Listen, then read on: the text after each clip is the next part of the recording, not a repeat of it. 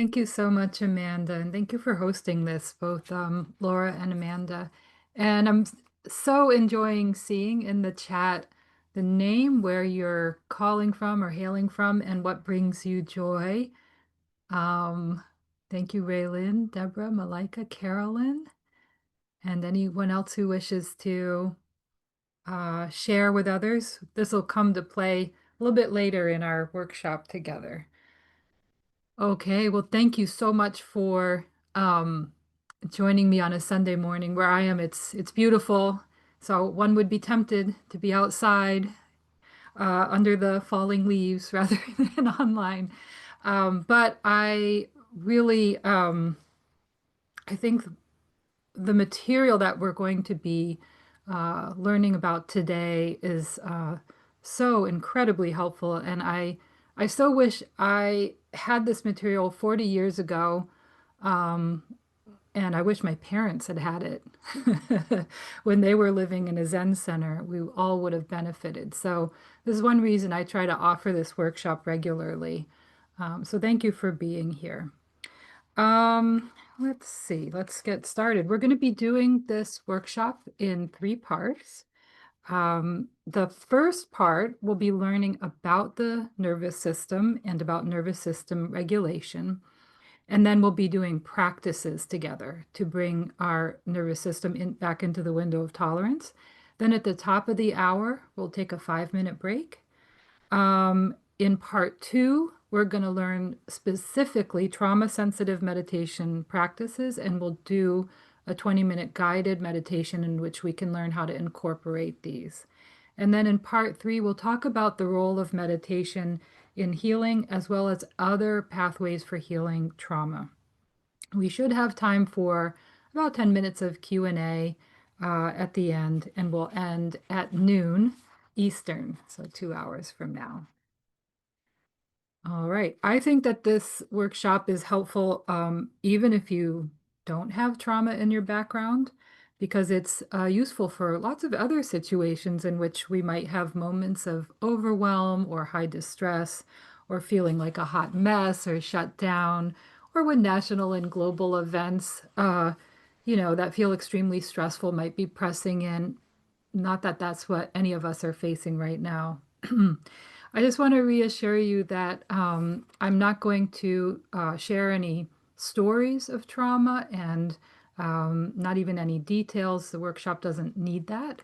And I would also just invite you to, if you do participate in the chat or conversation, especially toward the end when we have our open conversation time, just to refrain from specific details, just so that we're not inadvertently triggering other people.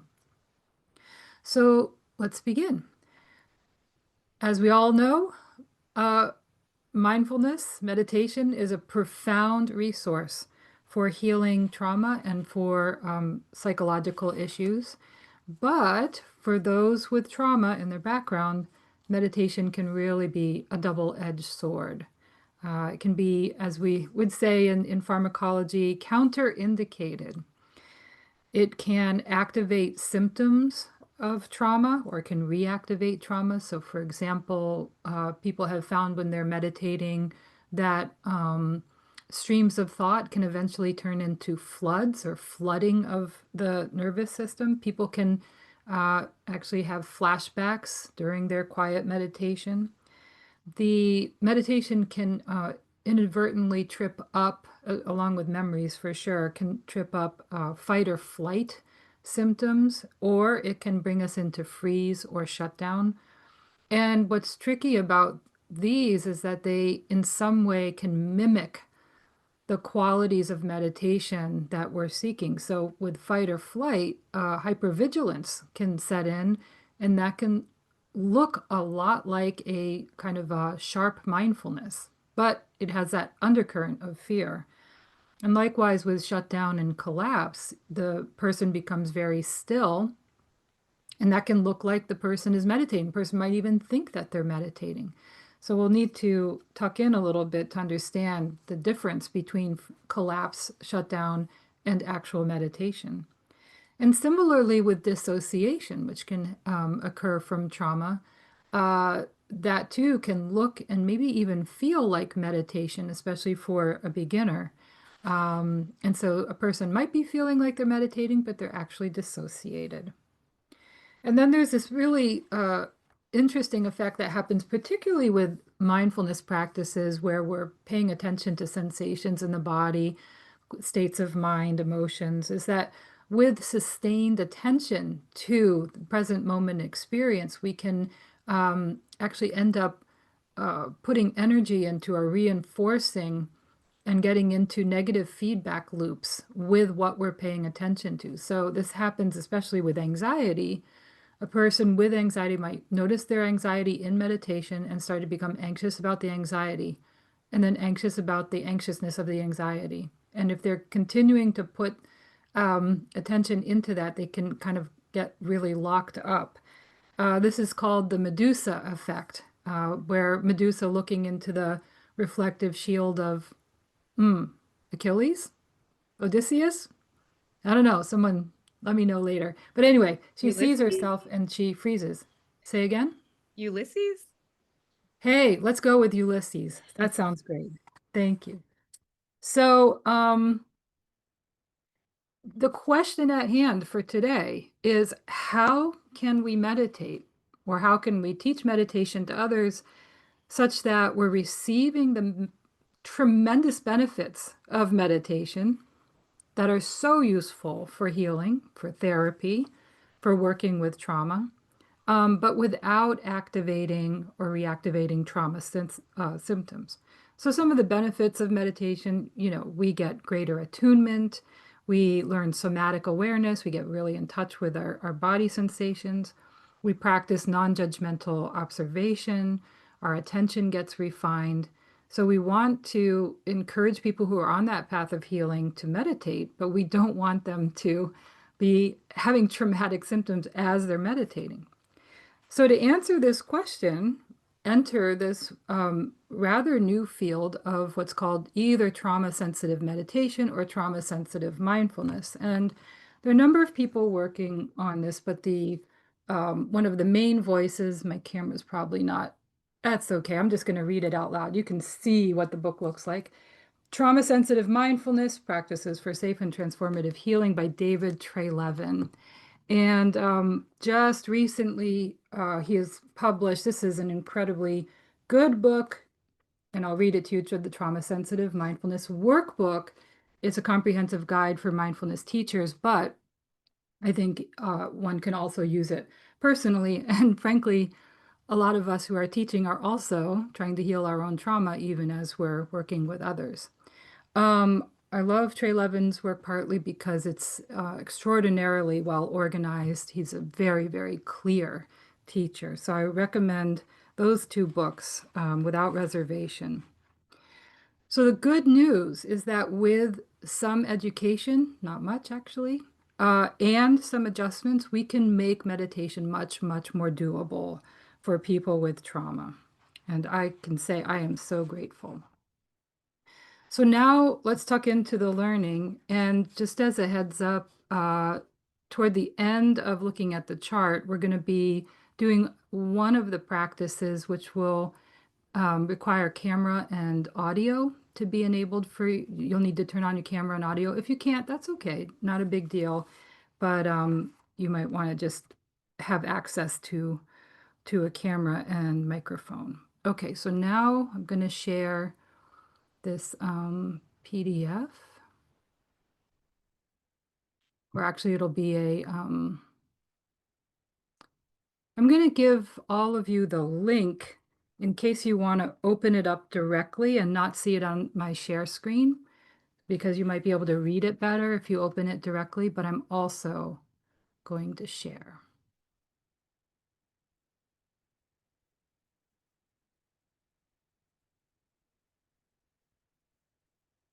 Okay.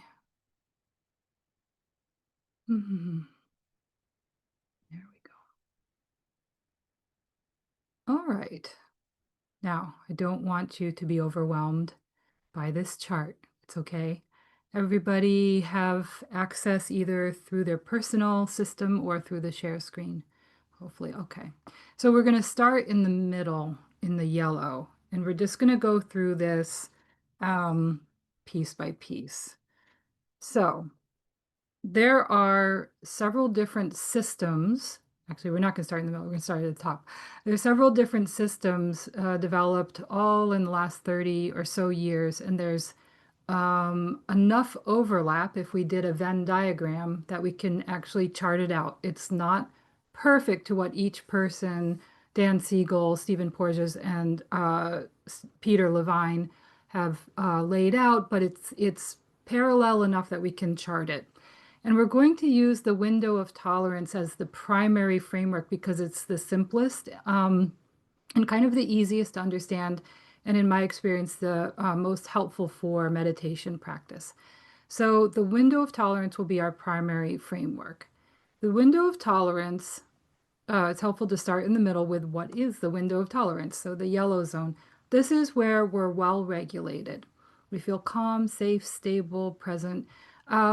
Little things might bother us, like oh no, I don't have any oat milk in the fridge. But, it rolls off our back and, we're back to feeling okay about things.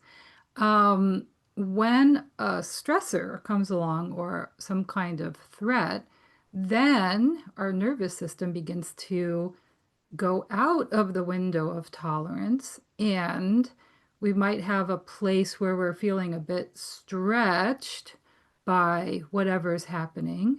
Maybe we're doom scrolling and we're kind of like, oh, the pit of my stomach hurts. All right. But then if the threat continues and we're starting to get dysregulated, our nervous system will flip up into hyperarousal. This is our distress zone of fight or flight. And this is kind of the image can be when the lion is staring down the gazelle. The gazelle is going to go into fight or flight mode. And Siegel tends to organize, or at least the last time I checked, tends to organize his symptoms around cognitive and affective symptoms. So these are the ones you can take a note of. I find that the physiological symptoms, which we're going to get to in the middle column, are clearer. So we'll study that in a moment. If the threat persists, then what happens, and we're not able to fight or flight, then our nervous system will collapse down into the blue zone, into hypoarousal. And the first state we'll feel is freeze. So freeze is when the nervous system puts you into a very still state, but you're still very, very alert. So this is like one time I let my dog out onto the back porch at twilight, and there was a little bunny in the backyard, and the bunny immediately froze. And amazingly, my dog could not see. I guess his brain did not compute bunny shape, but I saw the bunny. But anyway, the bunny was completely still, but its little heart would be beating very fast, and it would be very, very aware of anything that my dog was doing. If the threat persists and still there's no option to fight or flight, then the nervous system will shut down further, and it can even go into full collapse. And so what that looks like is, as noted here, this numbing, this unable to concentrate, this fogginess. A few more notes about this before we go to the middle column. In the window of tolerance, different people have kind of different windows. So for some people, I think especially those who've come from relatively safe environments or are in a safe situation, secure situation, they can tolerate a lot. They might be doom scrolling and they're like, yeah, okay, whatever. But others might have narrower windows of tolerance, and it can vary day to day, like bad sleep, got bad news, etc. We might be feeling a bit fragile. And so it can just take like a little feather of a threat and we're like, blah, dysregulated. So that window of tolerance can be narrow or it can be wide. One of the wonderful things about meditation practice is that it helps us to potentially widen the window of tolerance. So when we do those meditations where, let's say, we have an ache in our shoulder, and instead of relieving the ache in our shoulder, we actually bring our mindfulness to the ache in the shoulder, and we breathe and we notice the sensations, okay, stretching and pulsing and heat, etc. We're actually practicing in a very small way, widening the window of tolerance. And we learn, oh, actually, I can sit in this meditation and there's the ache in the shoulder, and I can be okay with that. And those are sort of mini exercises for when, say, a state of strong resentment or anger or grief come up. We've already practiced in a small way widening our window of tolerance. We have more capacity. We have some skill for working with states of mind that are more powerful. And we find, oh, I can actually be with this strong anger and not be overwhelmed by it. Okay, so um, that's what I want to say about the window of tolerance. Now, as I mentioned, the work of Stephen Porges in what's called polyvagal theory takes a much more physiological approach to looking at the nervous system. And this polyvagal theory is a huge breakthrough. You know, when I was coming up in the public school system in the 80s, 90s, we were taught that there's two parts to the nervous system. There's PNS and there's sympathetic nervous system. So you have your rest and digest, and then you have your fight, freeze, or flight. Well, turns out the nervous system is a little more complicated, and I'm sure as time goes on, we'll be refining this even further. But we should really be thinking about a tripart nervous system. And the main thing is that fight and flight are distinctive from freeze. They are working with a different part of the nervous system. And the other breakthrough is this ventral vagal complex, this vagus nerve, which is the newest part of our nervous system. And what this part of the nervous system does is it helps us to regulate through social connection. I think my poor dog Bodhi is dysregulated. I'm sorry if you hear him in the background. Squirrels easily dysregulate that dog. I have no control over this. Speaking of no control, we have no control over our nervous system. It will react lightning quick to a threat. And thank goodness too, because let's say we're standing on the edge of a curb and we're about to step out into the road, but we did not notice the bus coming on. Our nervous system, before we can even think about it, will yank us off the and back into safety. If we had to use our brain, we'd be like, oh, look, there's a bus. It's coming to hit me. I'd better step back. Too late. Okay, so it's a good thing that this nervous system is lightning quick.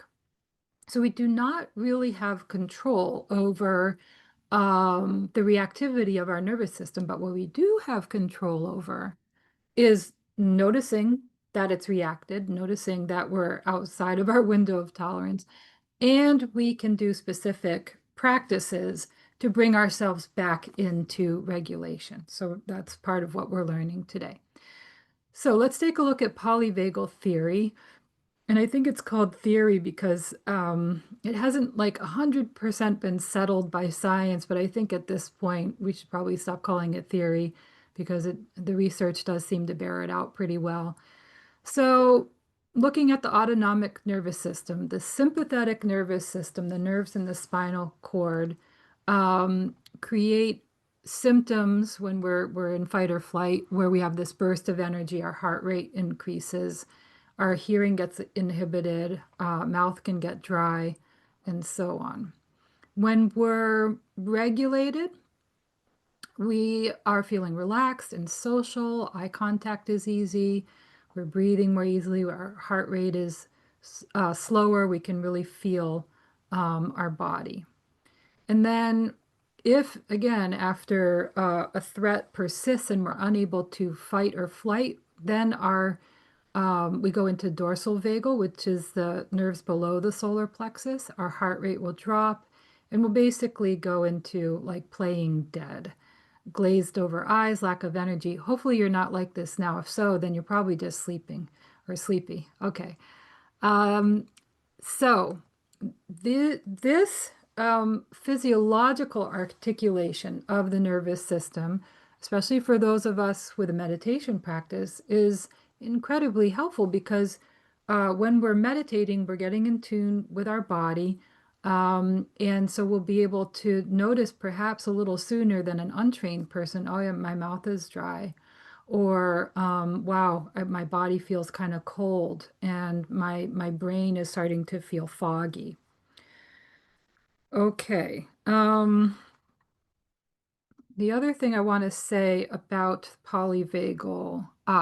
Yes. So this parasympathetic ventral vagal complex, what this indicates is that social contact is unbelievably important for nervous system regulation. And I think this is one reason people were kind of going crazy during the pandemic, the lockdown portion of the pandemic, is that they did not have sufficient in-person contact with eye contact, a smile, and so on, in order for their nervous system to know that they felt that they were safe and that they belonged to a group of people they can be safe in. So their nervous system, sending out little pings like, am I safe? Am I safe? And, the empty walls are just coming back with nothing. We really need other human beings to give us signals like eye contact, the smile, waving, the tilt of the head, human touch, for that part of the nervous system to know, I can relax. I'm safe. I belong. And for this reason, for those of you who teach meditation groups, I strongly recommend that we incorporate meet and greet time. And I've done that with the Yale students now before we even start meditating. I have students turn to each other and just say hello, what brings them here today. And what that does is it gives their nervous system enough information to know, hey, it's okay to close my eyes. It's going to be okay to meditate because now I know that the people around me who are unknown to me before are actually very nice people and and very safe. So when we're meditating in group situations, we need to prepare the ground with a little bit of social contact, and then the meditation actually can be much, much better once we update our nervous system with that information. Okay, so I think that's enough for these two columns. Let's go into some ideas about how to, once we've noticed that we're dysregulated, how to work with the nervous system.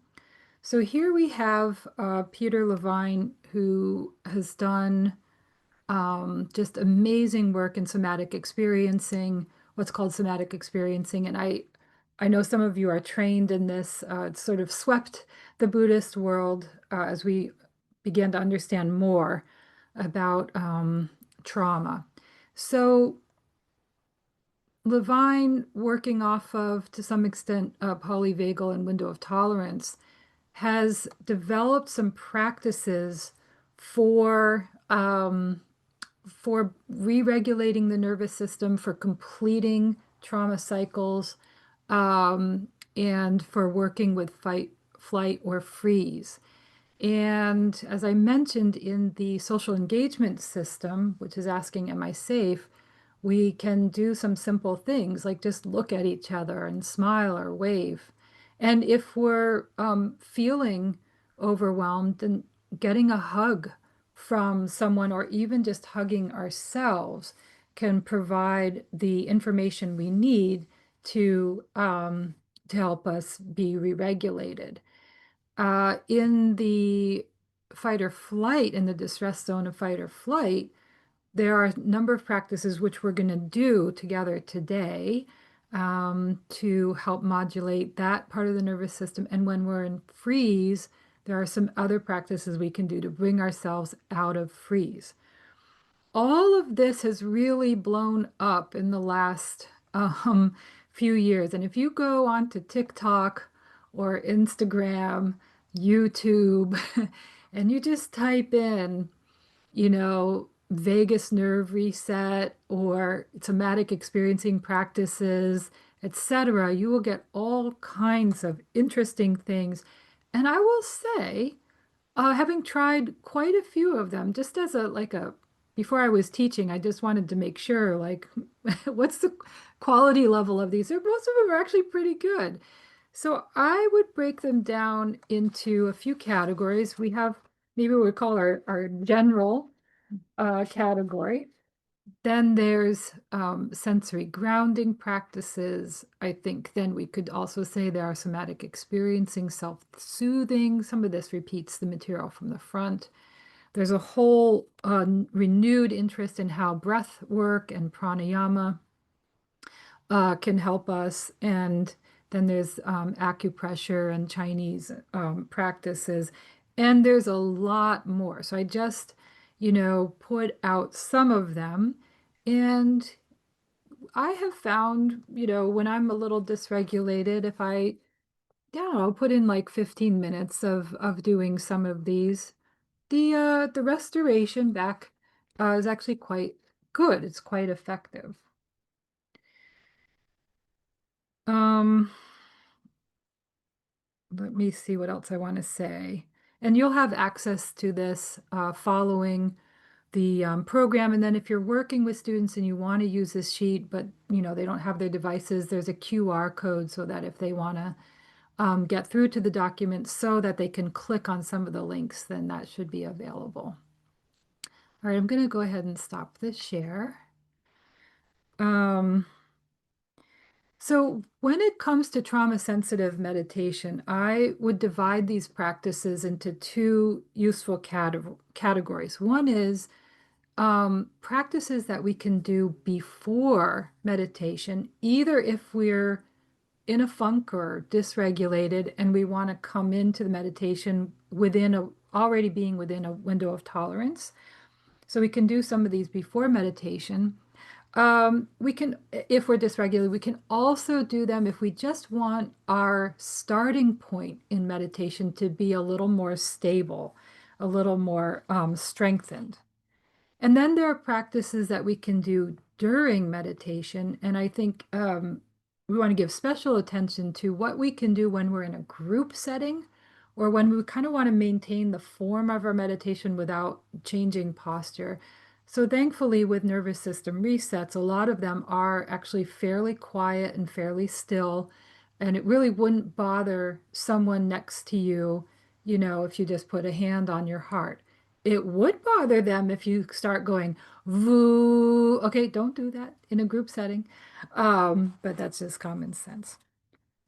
All right, so we're doing so well on schedule. Now we're gonna do just some of these practices. And you know what? I find these practices to be a little um well, let's just say I sometimes I feel a little deceived because I think, well, nothing's happening. How could these possibly work? And then at the end, I'm like, ooh, I feel good. So I invite you to kind of just notice how you feel as you're toward the end of this.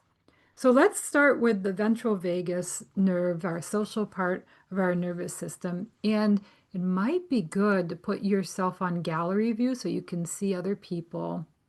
Now, it'll be in the upper right view and then view gallery. And if you're comfortable, if you would turn on your camera, and it's okay to enable your microphone at this point. And what we're going to do is we're going to look at each other on the screen. If you wish, you can tilt your head. I know it seems like a little pretentious, but tilt your head and we're going to wave. If you want, you can do two hands waving. We'll say hello and we're going to smile and wave. All right, let's do it. Hello. Hi, Hello. everyone. Good morning. Good Oh, morning. with a dog. Yay. Oh, I'm feeling really regulated now. Yeah. Right, awesome. Hey, Ramon. Ooh, Nancy raised a hand. Okay. Oh, the system's thinking we're raising our hands. That's hilarious. Oh. Like too intelligent. Okay. All right. Now feel free to turn your audio off and if you want, you can turn your camera off too. But see now, we're together. We're together as a community. All right. Now we're gonna get a little silly. I invite you, as able to stand, we're gonna do some shaking out, kind of like like after a polar bear has experienced a threat, it'll shake its body out in order to shake out the fear, basically. So we can begin with our fingers. Let's like shake our fingers. I'll try to make this camera ready and then let the wiggle wobbles go into the elbows, okay, and then up into the shoulders, and then let that wiggle go down into your hips and oh my God, we're going to get really silly. And then the jitters go down into your legs and your knees. And then it goes all the way up to your head, and maybe your lips and your jowls and your head. Okay. And then bring your arms up, take a deep breath in, and then slalom ski, breathe out and down. Raise your hands up, breath in, and swing forward, breathe out. One more time, in and up. And slalom ski out and down, and then stand and kind of do a relaxed mountain pose. You can lower your gaze and just feel your body. Let the energy integrate back into the body, soft and relaxed. It comes naturally to do some deep belly breaths. You can add that in.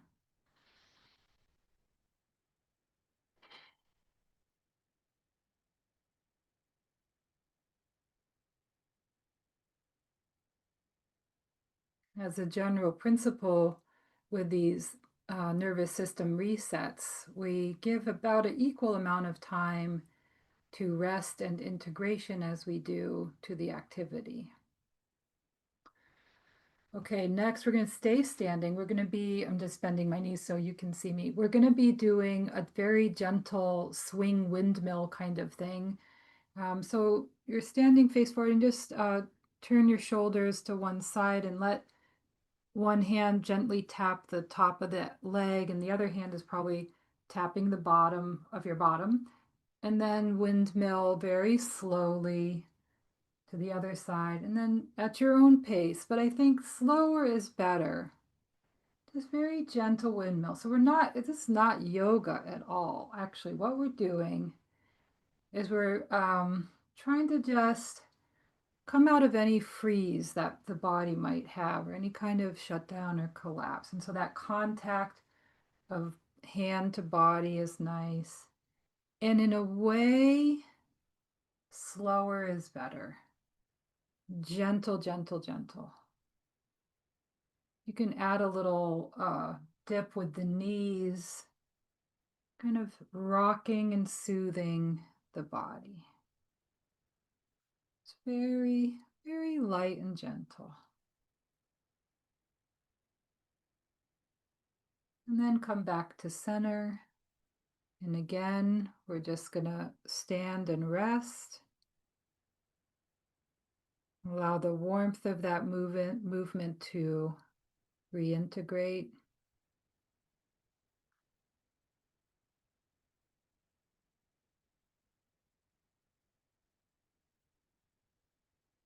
Maybe this is a little standing meditation, becoming aware of the body from head to toe.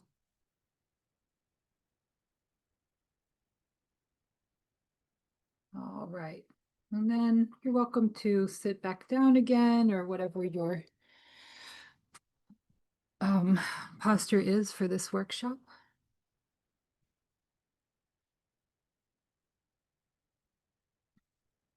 All right. Next, we're going to do I think it's Rosenberg um, reset. So if you would, just interlace your fingers and put them in the back of your head. And then we're going to be working with our lizard brain. Shift your eyes all the way over to the right, keeping your head facing forward. And your eyes are all the way over to the right. And then just relax here. And for some, there might be a spontaneous yawn, or the body might kind of sigh in some way. So you're not making your body yawn or sigh. It'll just happen if there's incompleted stress in the body.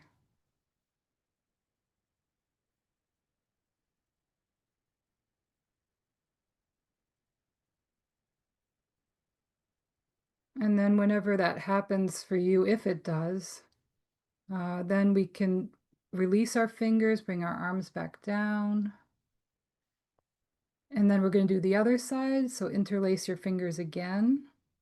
Place that be on the back, actually at the cradle of the head, and point your eyes to the left, to the other side.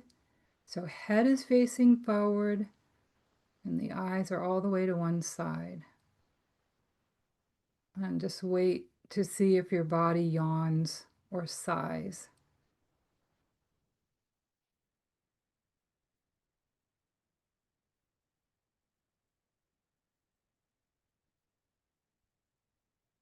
And if it doesn't, then you're probably in pretty good shape. There's not very much to complete. Okay, and then release the fingers and relax. Next, we're going to do the VU. This is very, very popular.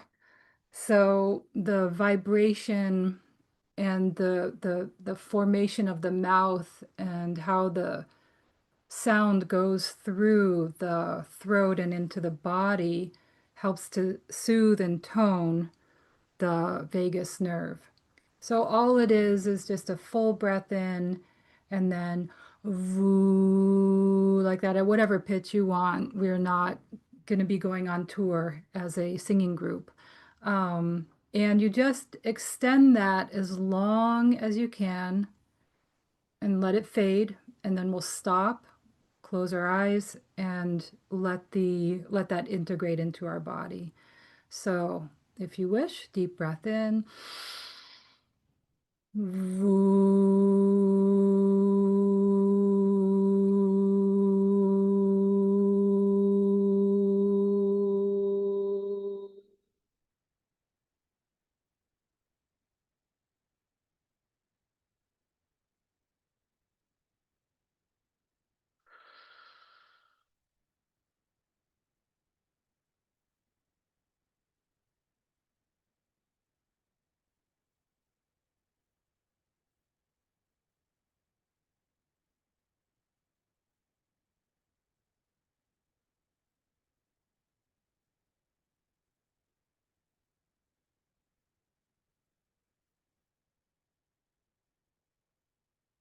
And if you wish, we'll do it a second time. Nice full breath in.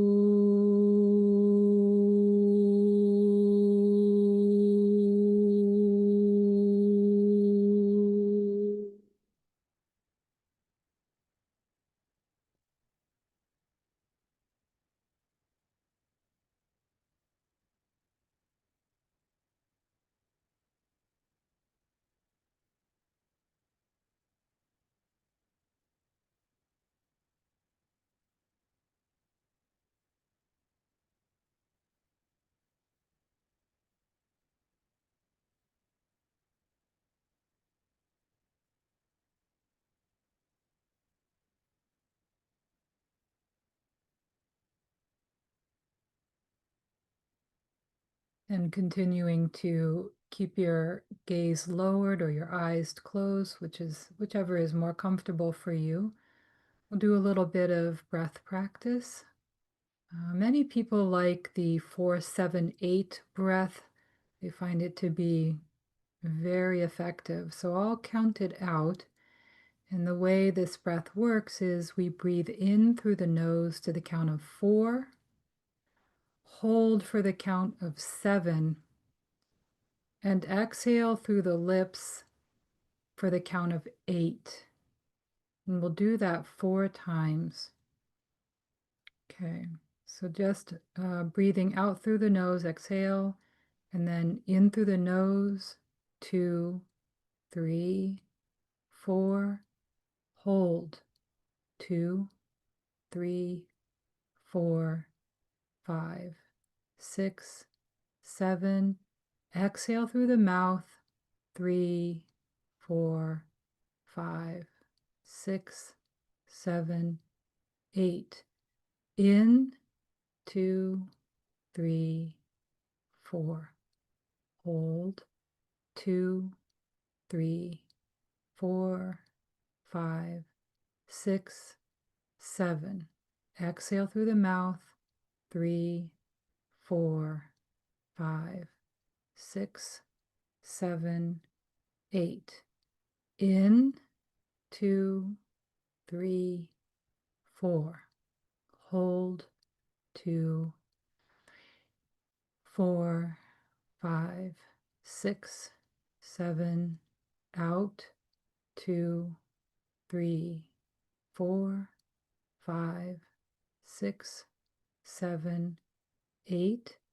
In, 2, 3, 4. Hold, 2, 3, 4, 5, 6, 7. Out, 2, 3, 4, 5, 6, 7, 8. And then draw your next breath in naturally. Exhale naturally. And let your body breathe in and out at whatever pace it wants. So we're not controlling or directing the breath in any way. And just relax.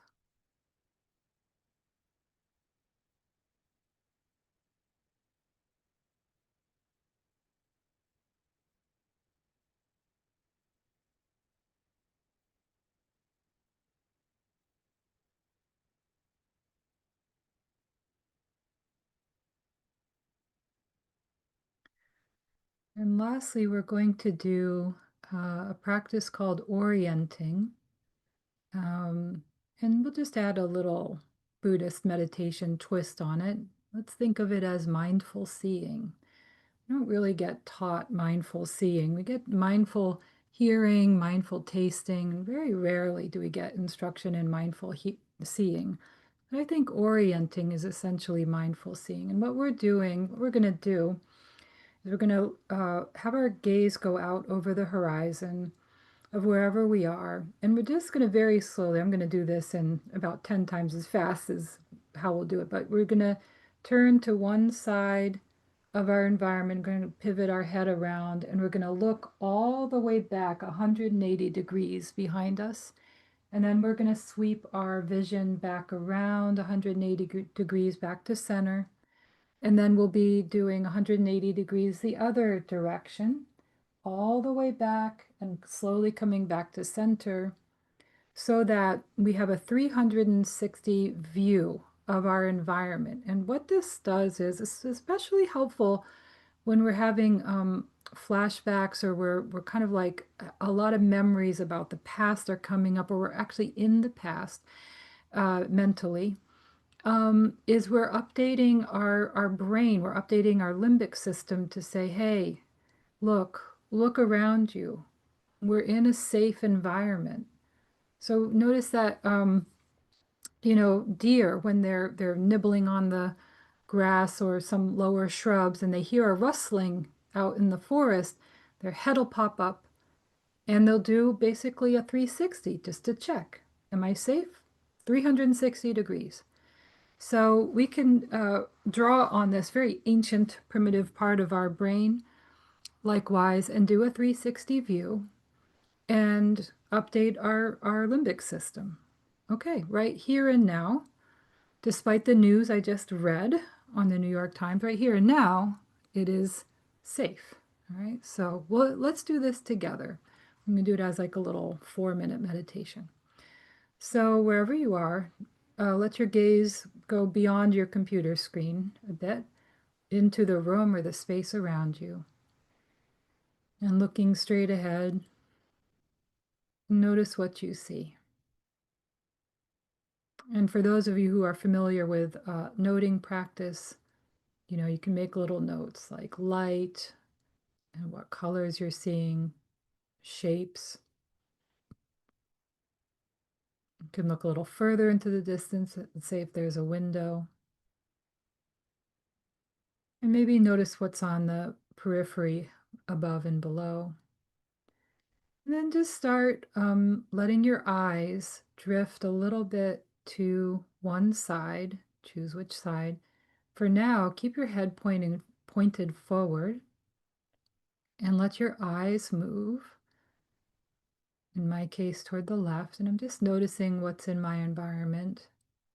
Seeing afresh for the first time. Oh, my home, my space, my apartment, my office with these objects. And when your eyes get as far to one side as you can, then you can let your head begin to catch up to your eyes. And then slowly continue to observe, putting your awareness in what you're seeing and noticing this environment here today at this very moment. Patterns of light and shadow, textures, colors. Continuing to let your gaze drift over your shoulder. And then at some point, you might have to twist your body back or even shift around in your chair and make sure you get 180 degrees from where you started. And then pause as you're looking back. And then slowly let your gaze drift back over the direction you came from. And challenge yourself. See if you can notice new things. What did you miss on the first time?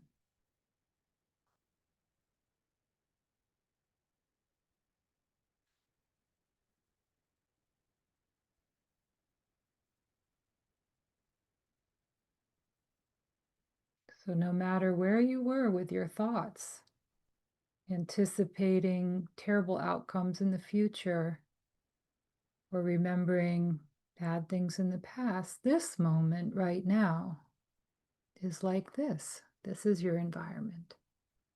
Continuing back until you get to where you started from. And then again, keep your head straight forward and let your eyes drift toward the other side. Now, what's on this side of your space? And when your eyes get as far as they can go, you can let your head catch up. Begin turning your head.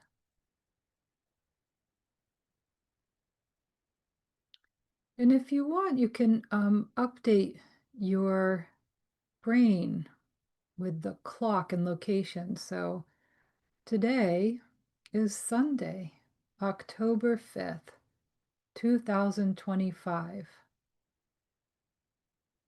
And then make a note of where you are. And I am in what? New York, New York, or Piedmont, North Carolina. As you're looking and drifting over your shoulder, updating your brain, today is Sunday. Today is Sunday, October 5th, 2025. Wow. And I am in Springfield, New Hampshire. Continuing to let your vision come around behind you until you can see all the way to the back. Pause and notice what's behind you. Ah, so even behind me, it's safe. This is what it's like at this moment. And then let your vision slowly go back around from where you came from. Again, see if you can notice something new, even if it's a seemingly boring blank wall. What are the colors, the textures, the light, the seams, and the angles?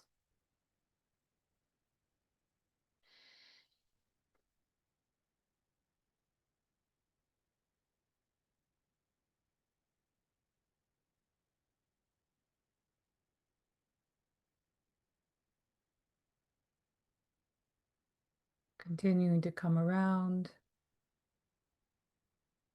until you're back to center and your eyes are gazing forward. And again, notice what's in front of you.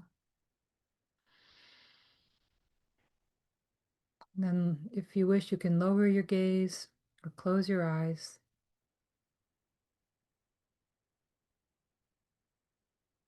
Just take a moment to rest quietly.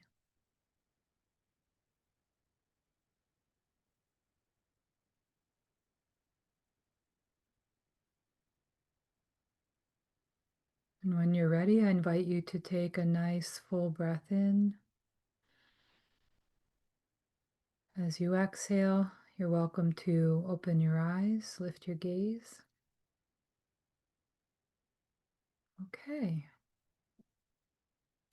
Well, I don't know about you, but I think it's time for a tea break, a bathroom break, a stretch your legs break, whatever kind of break you want, a dog break.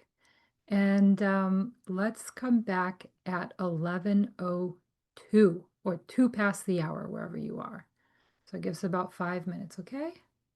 All right. Thank you, friends. See you soon. 5 minutes.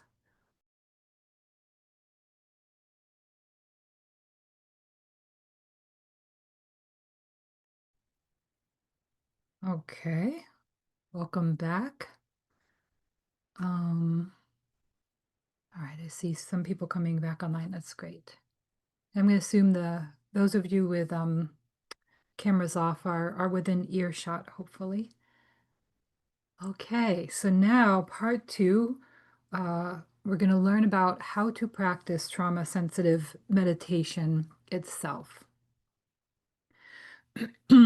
So one of the general principles with trauma-sensitive practice is that we bring in the element of choice, of permission. And so teachers who've been trained in this form, you often hear them saying things like, if it is right for you, or when you are ready, or I invite you to. And this aspect of choice is incredibly important because in the moment of a traumatic event, one of the signatures of trauma is that the person had no choice. Their agency was taken from them in that moment. And so when we're doing these practices and building back in self-determination, we're restoring that sense of agency. It does take time, but it is healing in its own way. I remember the first time I did a little bit of practice with a trauma sensitive trained teacher. I think it was Fleet Mall. And he said, when it's right for you, take a deep breath. And I mean, having been raised up in fairly traditional Zen and Vipassana and pre-trauma sensitive awareness, this was like, I was like, wait, what? If it's when I'm ready, how do I know? How do I know when I'm ready? If it's right for me? I don't know. Wait, what, by what metric do I know? And it was really powerful. It invited me to look for myself, to evaluate for myself, and therefore, restored that connection with myself and that self-determination. The other principle that's key to trauma sensitive mindfulness or meditation is gentleness. Everything proceeds with great gentleness, with no sense of urgency. A funny thing that can happen around the healing path is that people are in such pain and so eager to try to be relieved of that suffering that we can end up pursuing our healing pathways and pursuing meditation in a very aggressive way, funnily enough. And it's that aggressive pursuit that actually reinforces a little bit of the injury.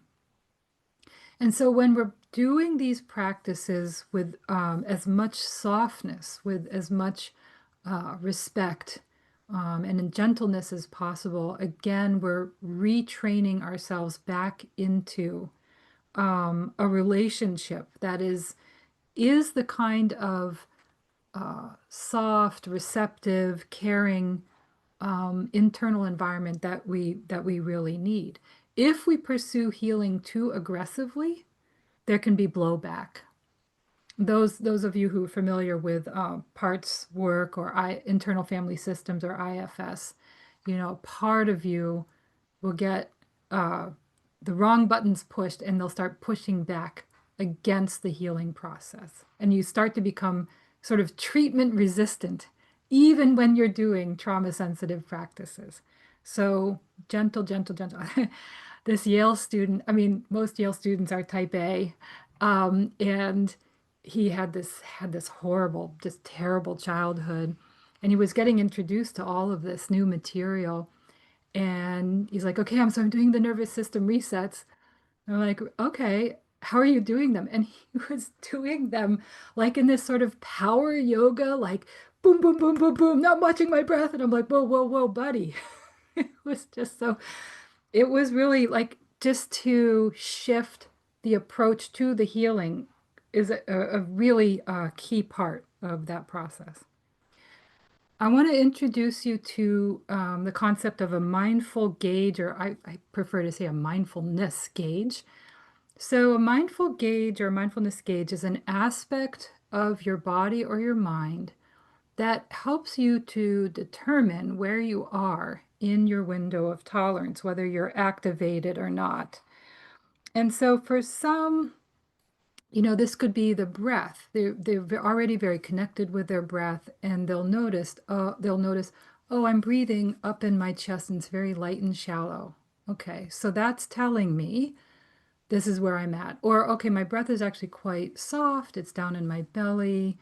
It comes and goes in its own way. Okay, so I'm in my window of tolerance. For other people, the breath is not like really a good place for them to reside.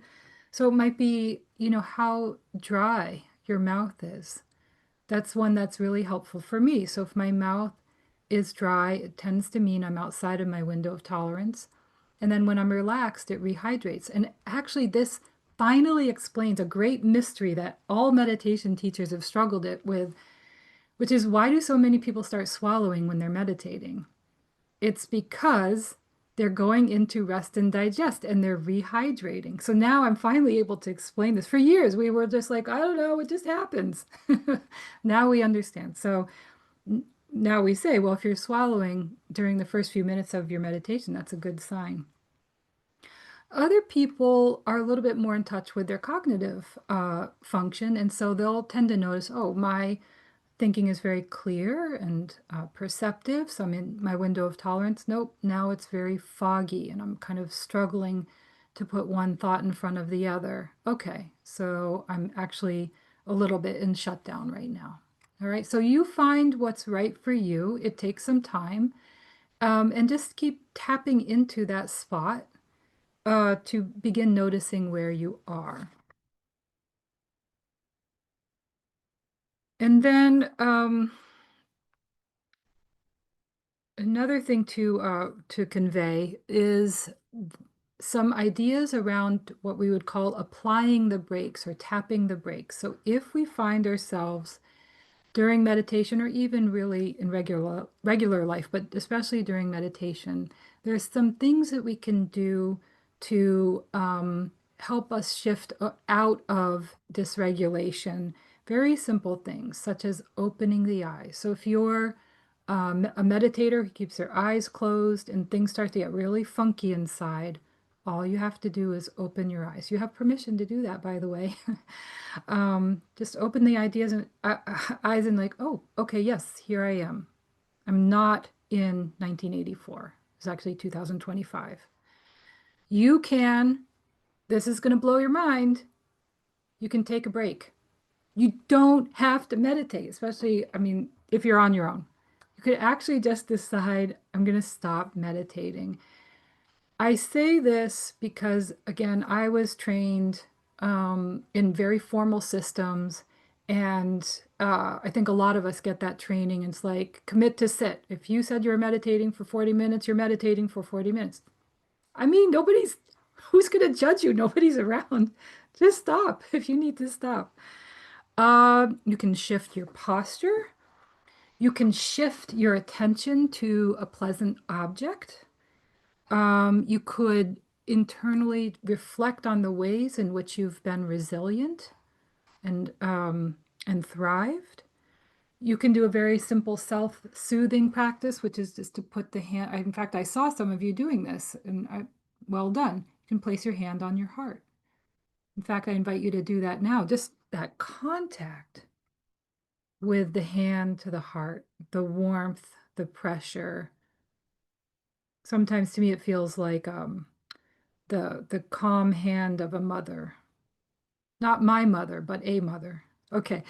You can you can also, if you wish, you can shorten the duration of your practice. Maybe 20 minutes is a little too intense. And right now in your life, 5 to 10 minutes is what works. Interestingly, I was on a seminar yesterday around meditation sickness. So this thing that can happen, that people who do intensive meditation can get into some pretty funky, even psychotic places. And this goes back to even the time of the Buddha. So it's not just Willoughby Britton's work. And one of the core things the historical research shows is the advice to simply pivot. So if you're doing a practice and it gets too intense, just change the practice, pivot, do something else. And a lot of the traditional meditation instruction has ample notes around don't do one practice too intensively for too long. It's actually good to have some alternates that you can go to. So you could go to, let's say you're doing mindfulness of the body and you hit something in your body that's really it's got knots in it. You can feel a psychological load. Maybe that would be the time to switch over to metta or loving kindness practice. Maybe that would be a good time to stand up and do some walking meditation. Or maybe you could do some breath work instead.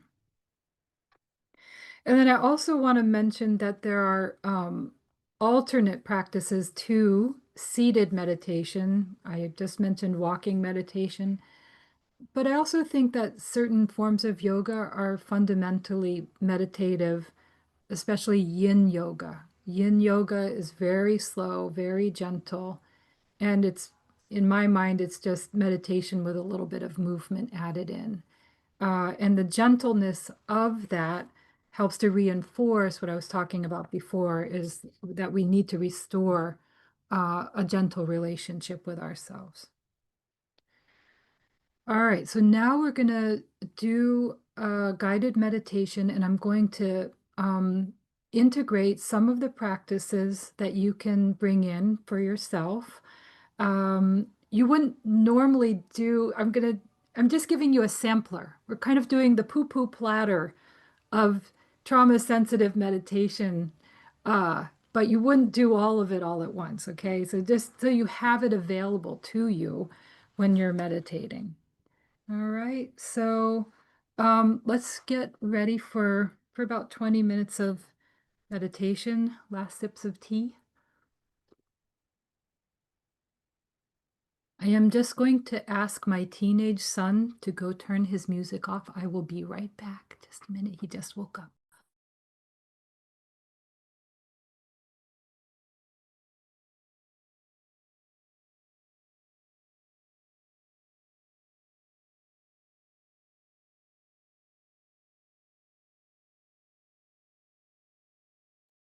Okay. All right, so let's settle in to our seat. Make yourself comfortable. If it's right for you, I invite you to lower your gaze or close your eyes.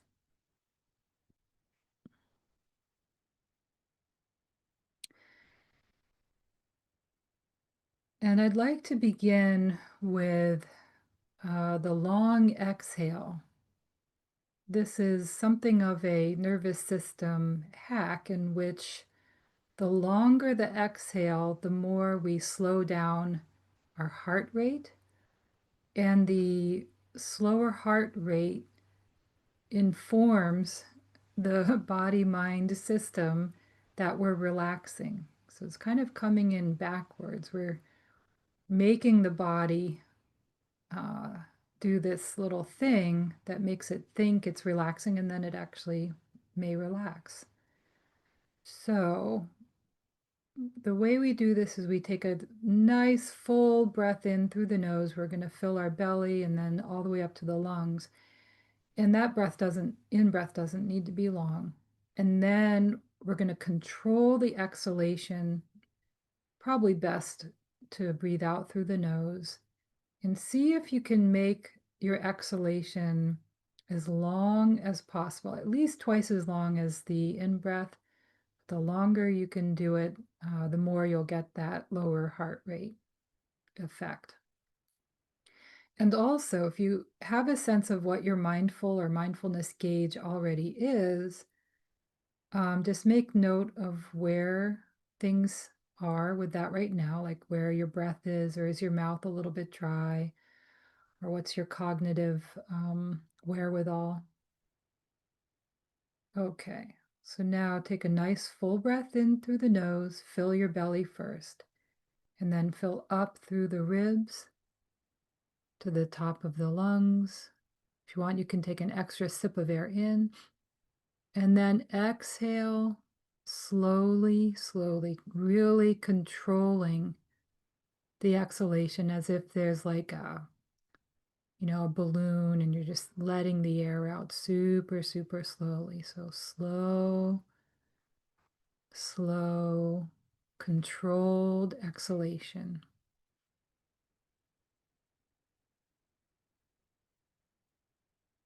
If you have to partly close your throat in order to reduce the exhale, that's fine. Slow, slow exhale. And whenever it's right for you, everybody's body has a different uh, apparatus. Take another full, deep breath in. And then long, controlled exhale. See if you can make the exhale even longer than the previous one. This really is like tapping the brakes on the car, slowing the whole system down. Slow, slow exhalation.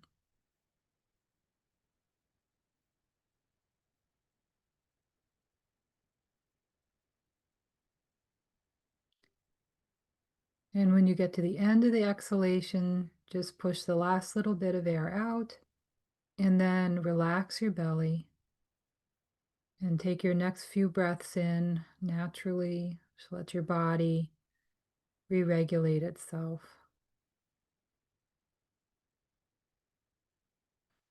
whatever amount of air your body needs, in and out.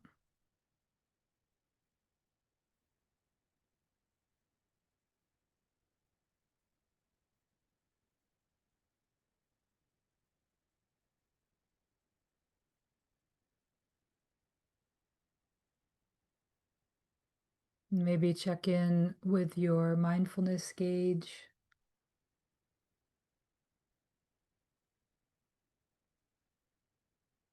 And then check in with your body.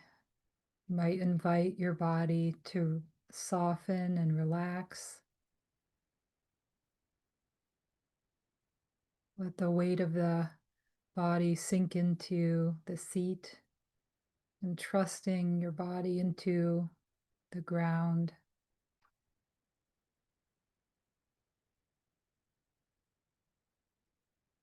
Softening through your face and your throat and shoulders.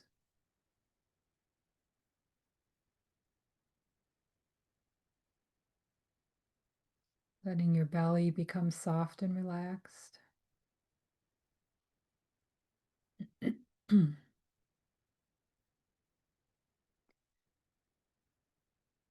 Next, we're going to do a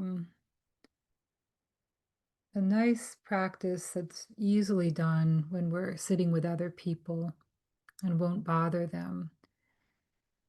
So if your hands aren't already on your lap, then I invite you to reposition your hands so that your palms are facing down on the tops of your thighs. Just let your hands rest there, feeling the warmth and contact of the bottom of your hand with the top of your thighs. And what we'll do, if it's right for you, is with the exhalation, you just very, very lightly press your hands onto the top of the thighs and sort of bring them forward a little bit. And then with the exhalation, lighten the hands slightly and draw them toward the body. So they're kind of making this little U-shaped arc, but this is so soft and subtle that if someone was looking at you, they wouldn't even be able to see the movement. So it really doesn't matter if it's a real visible movement at all. And your hand probably won't even slide across the fabric of your pants either. So, oh, I'm sorry, I got the inhalation and exhalation wrong. So exhale, press down, and hands come toward the knees a tiny, tiny bit. And when you inhale, the hands lighten and lift and come a little bit more towards the pelvis. And breathe naturally. Just let your breath come and go, and let your hands follow the breath. So as you're exhaling, pressing very gently down and toward the knees, and inhaling, gently coming back toward the pelvis and lightening the pressure a bit. And do that on your own for a few minutes.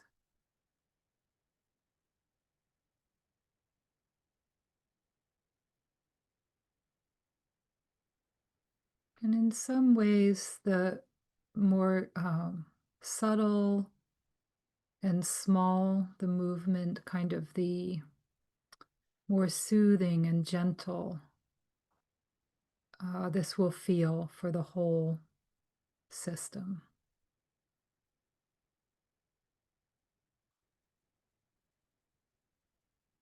And as you're doing that, you might notice other areas of the body that have become tense or holding, and just invite those areas to relax.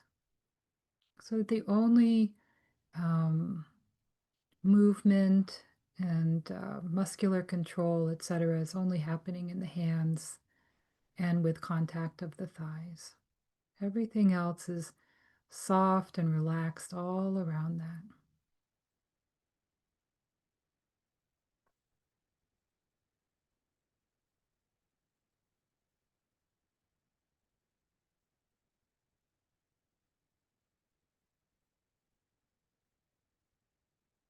Then you can let your hands rest.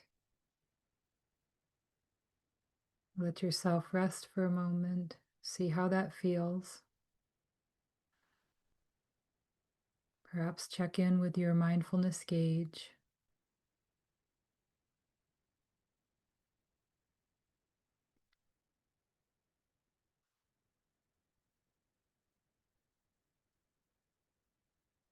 Now we'll try a practice that's highly recommended for working with anxiety. This comes from Mingyur Rinpoche. So we're continuing to hold our meditation posture. And if you wish, bring your attention just to your breathing, letting your breath be natural, noticing your in-breath and your out-breath.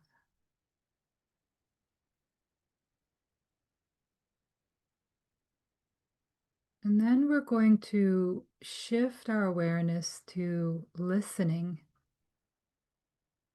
or hearing sounds in the environment.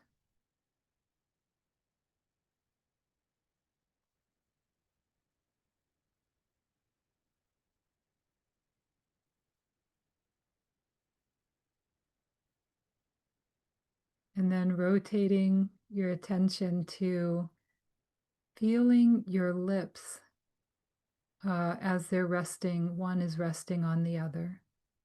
Kind of tracing the contact of the seam of the lips.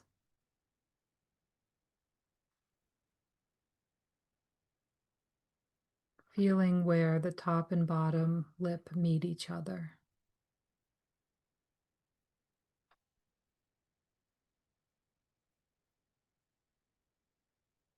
And then moving your attention to just noticing the weight of your hands resting on your lap.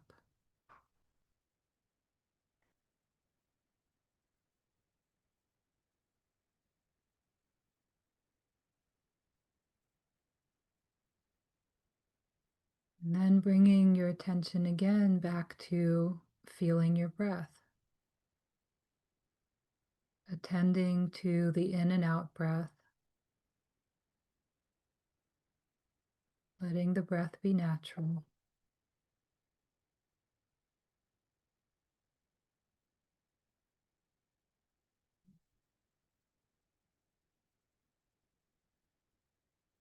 Turning your attention to hearing sounds in the environment.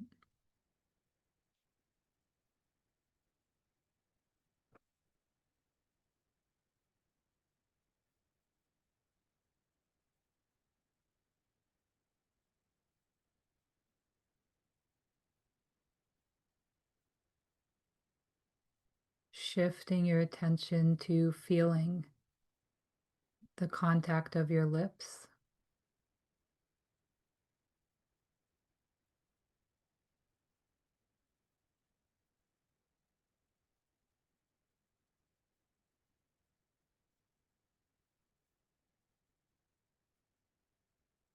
And then feeling your hands resting on your lap.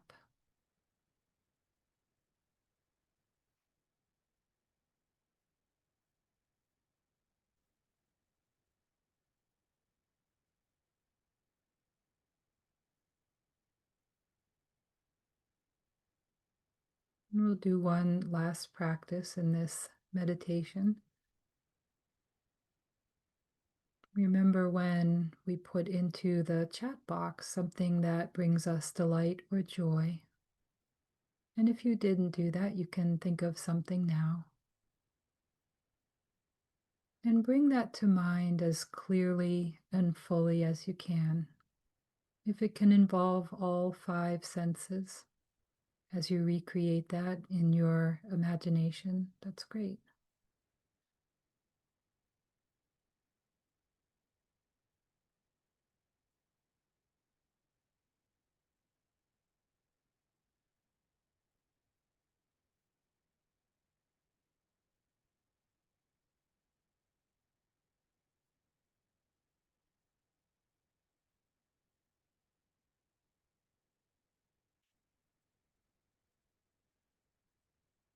And to close the meditation, I invite you, when you're ready, to take a gentle breath in, exhaling softly. When you're ready, you can open your eyes. Just notice the addition of sight, color, object, form. And then you can bring your eyes back to the screen.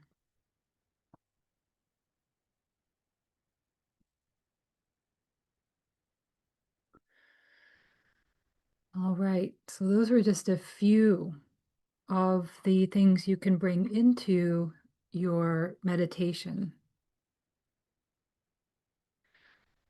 So some closing notes.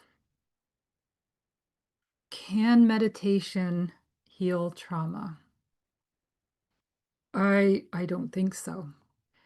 That being said, I do think that it is a very essential, very, very helpful, maybe even a necessary skill in the healing journey, but it is probably not sufficient. We need other pathways for healing. Therapy is good.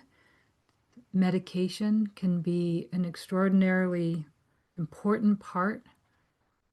Uh, this is often overlooked, but getting a thorough medical physical. I have had friends assume they had psychological and spiritual issues, and it turned out to be a thyroid problem, and they really needed to get medical support for their thyroid. So actually, when someone comes to me with a problem, I go over the medical side first, just to make sure that that's not the origin. We also need to have a situation that's as secure and as safe as possible, and to be reasonably well resourced. It's a big ask if you're in an unsafe situation to then try to also do healing. Not impossible, but I think it would be very tricky.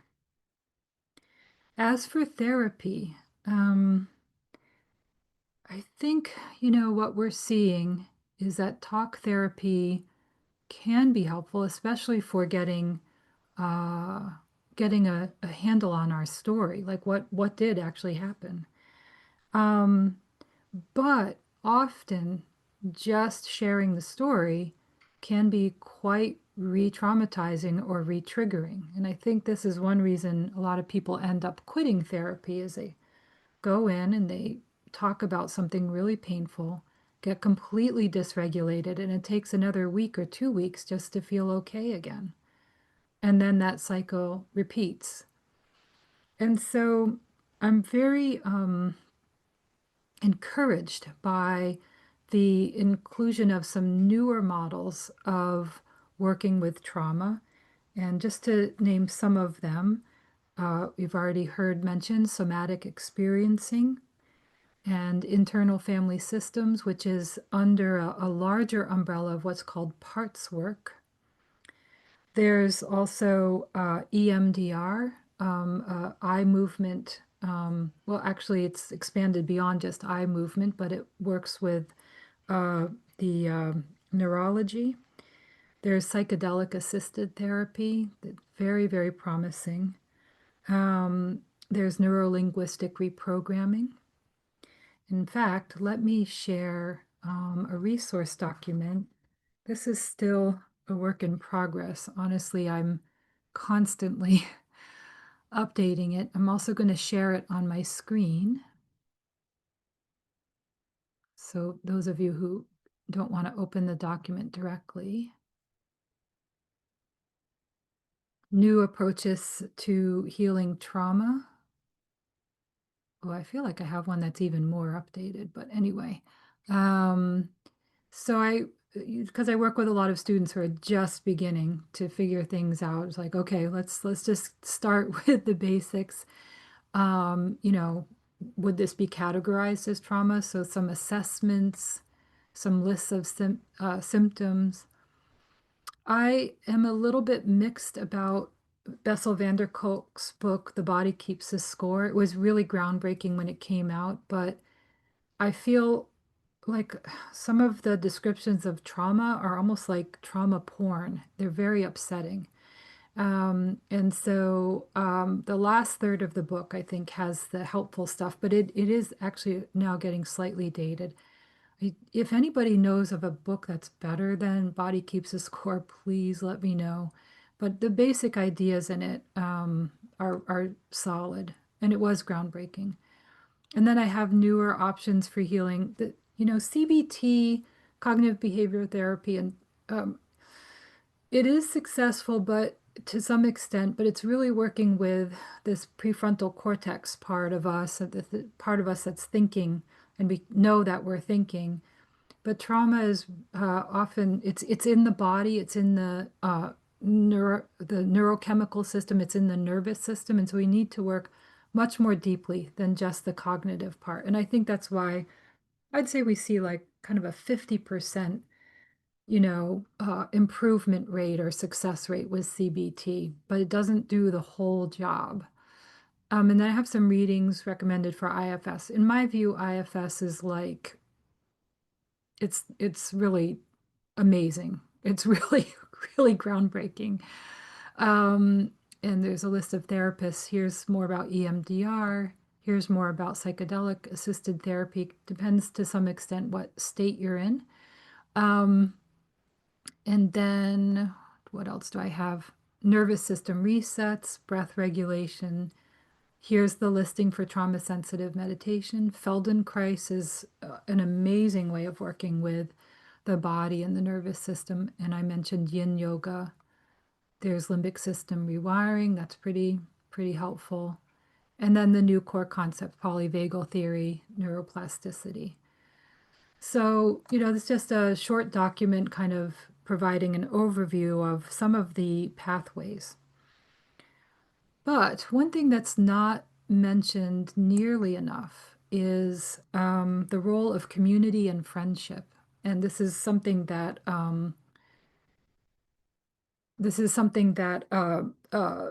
the Buddhist tradition emphasizes. Judith Herman, who's one of the foremost experts and writers on trauma, wrote that trauma recovery, can only take place in the context of relationship. It cannot occur in isolation. I just have to say that again. Trauma recovery can take place only in the context of relationship. It cannot occur in isolation. And as I um, continue in my journey with the Dharma, I now really understand why the Buddha said, look, of the three jewels, the Buddha, the Dharma, the third is the Sangha. It's incredibly important for spiritual development and also, I think, for healing. And once from healing on to flourishing. This journey has really, in learning trauma sensitive mindfulness and so on, has really helped me to reappreciate the ways in which Buddhism already has nervous system regulation built into it in many ways. Like once you learn this, you're like, oh, I actually see this is built into Buddhism, actually also built into many other faith traditions. So for example, bowing and chanting. The vibration of the chanting, could that be operating on the vagus nerve? Could the way that we're bowing and the folding of the body be conditioning our nervous system? The ways in which ritual provides, especially extended ritual, provides a stabilization of the mind-body complex. My husband was a Korean monk. In some ways, he still is a Korean monk, but he went through all the traditional training in Korea, and he also has terrible trauma. I mean, his background is like worse than mine. And when he was a teenager and he went for his monastic training, his master had him only do bowing and chanting for days, like 3,000 bows a day. And I'm not talking about like this kind of bow. I'm talking about full down to the ground bow. This is like calisthenic in nature. And he remembers just weeping. You know, he would do the bowing and Jimmy, he would just weep and weep. And then after that, he could do some meditation. And very interestingly, I mean, he has some quirks and issues, but I wouldn't say he's a traumatized person, and he doesn't really seem to live from places of trauma. And so there is some way in which that monastic training, with all the things that are built into it, also being in community, probably had some really profound healing effects that are not, you know, what we just talked about with therapy and CBT, etc. Um, I don't know her first name, Rosen. Somebody Rosen wrote a book on, oh my gosh, I wish I have the book with me. But anyway, in the first part of the book, she talks about how Thich Nhat Hanh, who developed his style of practice during the Vietnam War, during the war, how in retrospect, many of his practices are intuitively about nervous system regulation. Slow, mindful walking with the breath, for example. So actually reading the first part of her book, if I could remember it, is well worth it. Oh, Unshakable, I think that's the title of the book. Um, I have to say, you know, I struggled with meditation for decades. I did it because it's kind of like flossing, you know, you should floss.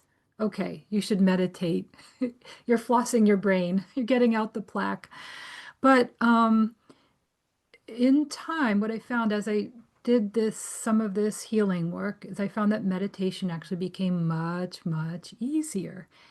And a kind of positive feedback loop began to happen in which because my nervous system was beginning to be more regulated, because I began to feel safer in my body, excuse me, meditation became easier. Because the meditation became easier, I was developing more skills of attunement, of gentleness, loving kindness, etc., which made the healing and the therapy easier, and so on. So it goes in a very nice loop, healing, meditation, to the point where, you know, it would be hard to go backwards at this point. So I hope that what we covered today is helpful for you or for the people that you work with. And, you know, in the 1 hour, 45 minutes that we had together, could not possibly cover everything there is to this, but at least now you have some kind of framework, some kind of overview as you continue to practice these for yourselves and learn more. You know, you have a sense of how it all holds together. Oh, thank you for the hearts. Okay, so now is a good time for if you want to offer any further resources to me or others. I know some of you are well trained in your fields. Thank you, Susan. Or any comments or questions. And again, we're just, you know, refraining from sharing um, too many personal details or trauma stories. So let's see, is everybody enabled to turn on their mic if they wish? Okay, Susan has raised their hand. Go ahead, Susan. Hi, this has been very, very helpful. I really appreciate this. I got kind of a giggle on one of the practices, um, the one where you unobtrusively are using your hands on your thighs, pushing in and out. Because this summer I was doing a retreat and it just spontaneously was thinking of a cat kneading. And so instead of both going at the same time, I was like alternating them.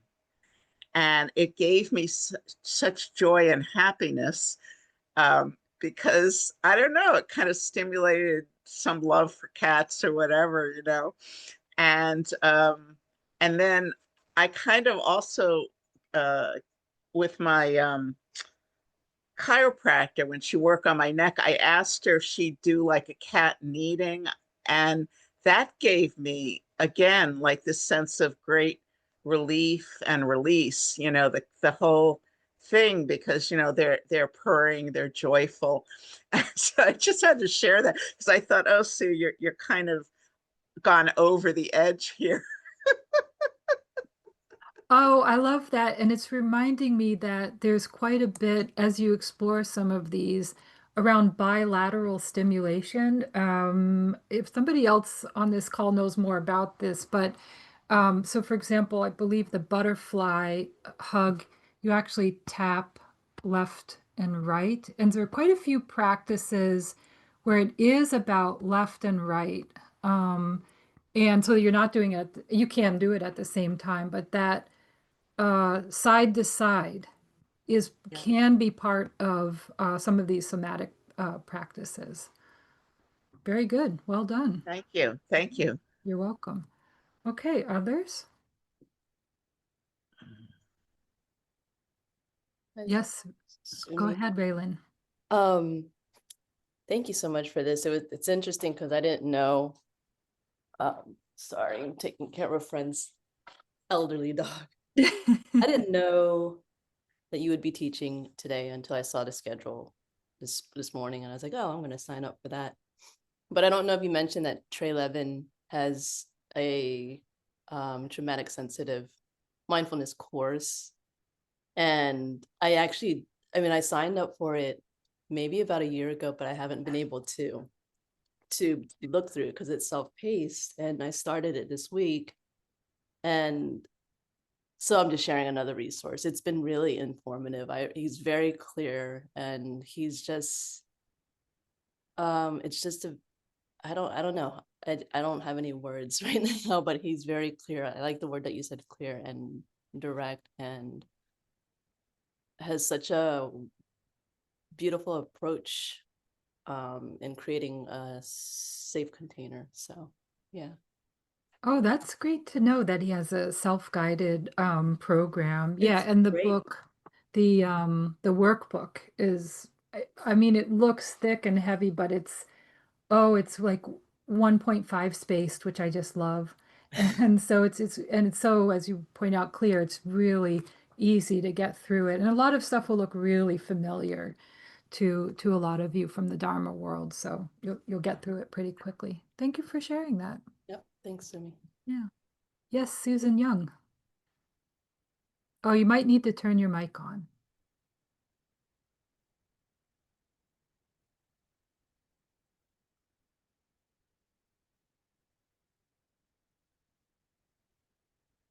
Okay, so Susan's looking for her mic. Um,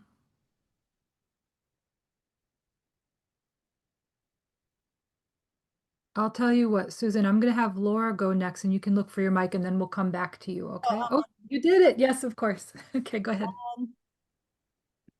Now the question, yes, I had to step away for something that came up. Is there a recording of this that I can catch up with what I missed? Yes. Oh, okay. Thank you for asking. Yes. And the NDF will send a link to you all at the end. Okay. Yep. And thank you. This has been quite informative. Oh, good. I'm glad. Glad to hear it. All right, Laura. Yes. I wanted to just thank you, Sumi. First of all, I do have a resource that came to mind because I I'm not a lot of you know me. I'm the online program coordinator for NDF. I'm also an acupuncturist, and I am a teaching assistant for a woman who was the acupuncturist at Walter Reed Medical Center, and she developed some work around. And she's also an SEP or a somatic experiencing practitioner, and so she has done training for acupuncturists and therapists on using therapeutic touch that is informed by Chinese medicine theory as well as the work of Peter Levine and Polyvagal theory. And I can put her book in the chat. It might be more appropriate for practitioners, but it might be interesting for people. But what I wanted to share, especially, was a resource for the sort of trauma informed, or like IFS, through the lens of like a trauma informed lens, which I have found helpful. I did our Sangha like has like a strong thread of IFS running through it, because there's like a community of IFS therapists who kind of use the NDF like the practices of like bodhicitta and I'm having a hard time finding my words, but like our study programs, the Marga program with bodhicitta practices, and I'm going to call them wisdom practices, but like the 2 years of practices that are, yeah, a lot of IFS therapists in that community. And so, through that, I found an IFS therapist, and she's pretty skilled at using an embodied approach. So that I found it very heady, like in its pure form, IFS, like, but I'll put this book resource in the chat. It's called the Tender Parts, I think. So anyway, it's yeah, a lot of really wonderful resources. But yeah, I just want to thank you, and also thank you for naming like how the traditional practices, when they are all in context, kind of work together in similar ways. Like I think in the context of the trauma trainings that I come across, like meditation is sometimes like identified as an exacerbating factor, right? Like you said, like, oh, it can be contraindicated. It can really, if it's not applied with care. But my own personal experience is that the tools that I've gotten as a practitioner, I wouldn't be able to like engage in therapy and do the healing with those other tools if I didn't have, I think, Dharma practice. So yeah, it's just I feel like I'm rambling now, but I'm going to put that book title in the chat. Yeah, thank you for that. Yeah, it was interesting to work with when I was doing my own healing work. What some of the people I was working with said is, um, I mean, I'm like a very typical, person who needed to do some inner work, but they said that it was easy to teach me or to work with me because I already had so much meditation practice. So it really facilitated the healing process. So I think of it as kind of like if you asked a gymnast, hey, could you make your body do this weird backflip thing? And they'd be like, I don't know, I've never tried it before, but okay, I'll try it. And they just do it because they're a trained gymnast. So if you take a well-trained meditator and you put them in certain therapeutic settings, and the therapist is like, try this, and they can just do it. Like they actually know. One guy was one therapist guy, he's like, yeah, when I tell people to notice what's happening in their body, they'll be like, what do you mean?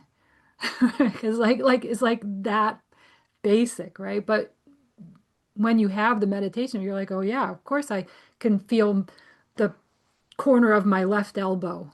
There's this cool breeze against it right now, right? So these trainings can be very, very helpful. I'm surprised someone hasn't brought up what happens if you actually have trauma about meditation itself. Because especially for those of us from the longer histories, there can be, oh yeah, somebody just waved. They're like, oh yeah, that's me. So sorry, Yeah. so sorry. Yeah. Well, it's not so much like from the history of it, but it's how I used meditation while I was experiencing my sustained recent trauma, so that now meditation reminds me of that place and Oh, that suffering. And so this today was very beautiful for me to feel safe with all of you and to just let myself sit in a way that didn't feel dangerous. But I'm really struggling with that, the memory of the traumatic place and my meditation there. yeah. Oh, I wish there had been someone to provide guidance on that on the spot. But yeah, Yeah, right. We often turn to meditation, sometimes inappropriately, and it does get paired in our brain, in our body, in an unfortunate way. But it is in the same way that it was paired, it is possible to unpair it, but it does take some time, and then hopefully to repair it. Yes. It might be helpful. Uh, you're welcome, Ramon. It might be helpful. I don't know. It depends on you, but to meditate with others who you feel safe with. And that, I mean, it's interesting. Like when we kind of go into our stuff, somehow if we do it by ourselves, we can't really go as deep as when we're with someone that we really trust, therapist, but or a good friend, because there's something about the safety of being held with that other person that allows us to go deeper. So that works therapeutically. I think this can also be true meditatively. I want to make sure Amanda gets a chance to ask the question that they have. Go ahead, her. She has. Hi. Actually, I wanted to also thank you for being here, and um, this has been very interesting. Am trained in trauma sensitive yoga teaching. So there are a lot of things like the invitational language, um, and offering multiple variations and letting people make choices about what they're doing with their body instead of, telling them this is what you're going to do. So there's a lot of overlap, and it was really interesting to see that. Um, and I know we have a couple more minutes or maybe another question, but I did want to let folks know that I'm putting the donation link in the chat. So if anybody would like to participate in Donna for this program and for our teachers, just being here is amazing. But if you feel moved to provide a financial donation, you can follow that link to do so.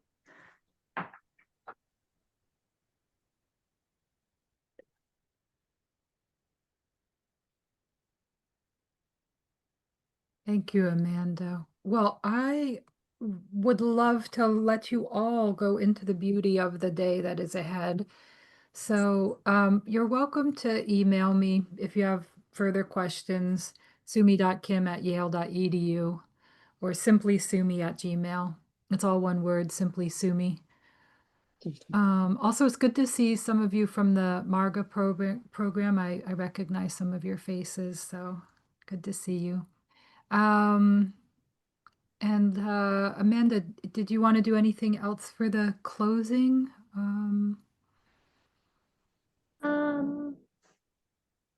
No, we have a dedication prayer if you would like, but we don't have to.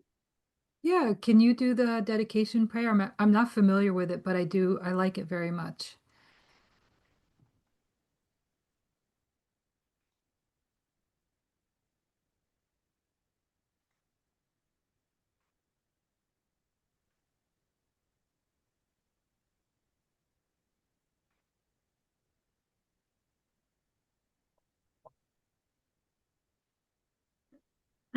So why don't we read it in English? I'm not great with the Tibetan.